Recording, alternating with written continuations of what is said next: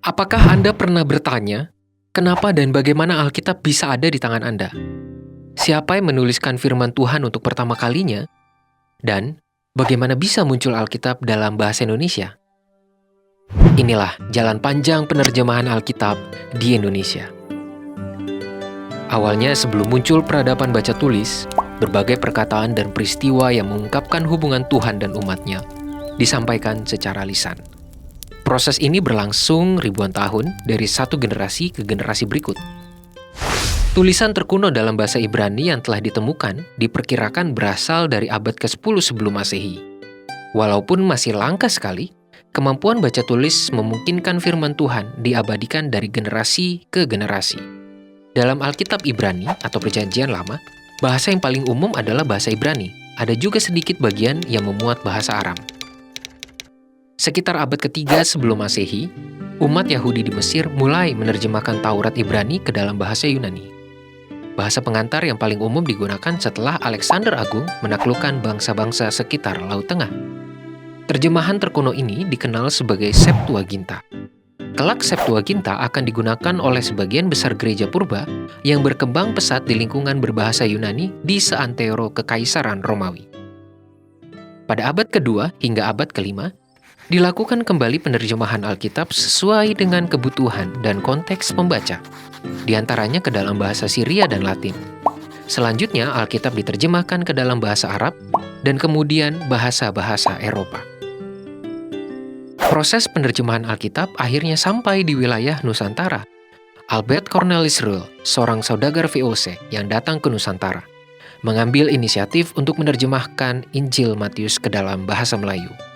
Terjemahan ini diterbitkan pada tahun 1629 dan tercatat sebagai bagian Alkitab yang pertama kalinya diterjemahkan ke dalam bahasa di luar Eropa.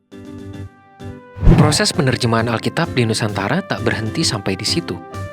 Di era kemerdekaan Republik Indonesia sejak awal tahun 1950-an, dimulai penerjemahan Alkitab ke dalam bahasa Indonesia.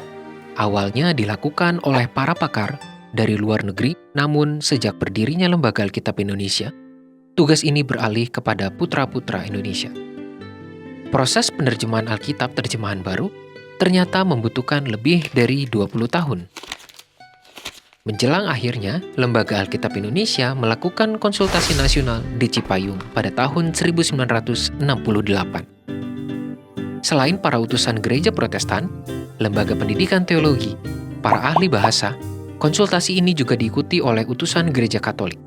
Dengan semangat kebersamaan lintas gereja, akhirnya disepakati agar Alkitab terjemahan baru yang akan terbit menjadi Alkitab yang digunakan bersama-sama oleh gereja-gereja di Indonesia, baik Protestan maupun Katolik. Berdasarkan hasil konsultasi tersebut, Lembaga Alkitab Indonesia menerbitkan Alkitab terjemahan baru pada tahun 1974 yang masih digunakan oleh gereja-gereja di Indonesia hingga saat ini. Edisi Katolik yang memuat Deuterokanonika terbit tahun berikutnya. Lebih dari setengah abad telah berlalu sejak konsep Alkitab terjemahan baru dipersiapkan di era tahun 1950-an. Tidak dapat tidak, bahasa Indonesia pun mengalami perkembangan. Tidak mengherankan bahwa terdapat kata-kata dalam Alkitab terjemahan baru tahun 1974 yang sudah mulai asing atau bahkan mengalami perkembangan makna di masa sekarang. Perkembangan seperti itu mendorong Lembaga Alkitab Indonesia untuk memperbarui terjemahan Alkitab. Proses pembaruan terjemahan ini didasari pada teks-teks Ibrani, Aram, dan Yunani. Lembaga Alkitab Indonesia juga berkomitmen untuk tidak memihak kepada doktrin gereja atau kalangan tertentu, sehingga terjemahan yang dihasilkan dapat digunakan oleh seluruh gereja. Apa saja alasan utamanya? Pertama-tama, perkembangan dalam bahasa penerima. Kedua, perkembangan penelitian naskah dan pemahaman Alkitab.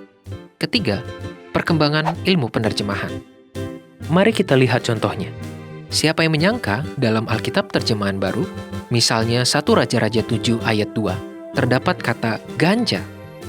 Sekarang kata ini dipahami sebagai narkoba. Padahal dahulu kata ganja dipahami sebagai bagian dari tiang bangunan. Jadi ganja akan diganti dengan balok. Bila terjemahan dalam Alkitab terjemahan baru terasa kurang jelas atau dapat menimbulkan salah pengertian, terjemahan baru 2 akan menggantinya dengan terjemahan yang lebih jelas. Misalnya, Nehemia pasal 1 ayat 8 di dalam terjemahan baru dituliskan, "Ingatlah akan firman yang kau pesan kepada Musa hambamu itu, yakni, bila kamu berubah setia, kamu akan kucerai-beraikan di antara bangsa-bangsa." Sedangkan di dalam terjemahan baru 2 akan dituliskan, "Ingatlah akan firman yang kau sampaikan kepada Musa hambamu itu, demikian, bila kamu berlaku tidak setia, kamu akan kucerai-beraikan di antara bangsa-bangsa." Agar istilah berubah setia tidak disalah mengerti sebagai berubah menjadi setia, padahal yang dimaksudkan justru sebaliknya, supaya lebih jelas maksudnya, terjemahan baru 2 akan mengubahkan berubah setia menjadi berlaku tidak setia, seperti contoh di atas. Untuk menampung masukan dari para pemimpin gereja, Lembaga Alkitab Indonesia bersama Lembaga Biblika Indonesia telah mengadakan 6 konsultasi regional pada tahun 2016 yang diselenggarakan di Manado, Maumere, dan Medan. Kemudian pada tahun 2017 di Jayapura, Pontianak, dan Yogyakarta. Dan memuncak pada konsultasi nasional tanggal 7-9 Februari tahun 2018 di Kinasih Resort, Bogor, Jawa Barat. Konsultasi ini dihadiri oleh para pimpinan gereja, para uskup, dan juga unsur pemerintah. Disepakati agar konsep pembaruan dituntaskan dengan memperhatikan masukan dari konsultasi-konsultasi yang dilakukan dan dilakukan sosialisasi agar umat mengenal hal-hal yang diperbarui dalam Alkitab terjemahan baru dan bersiap menyambut terbitnya Alkitab terjemahan baru 2.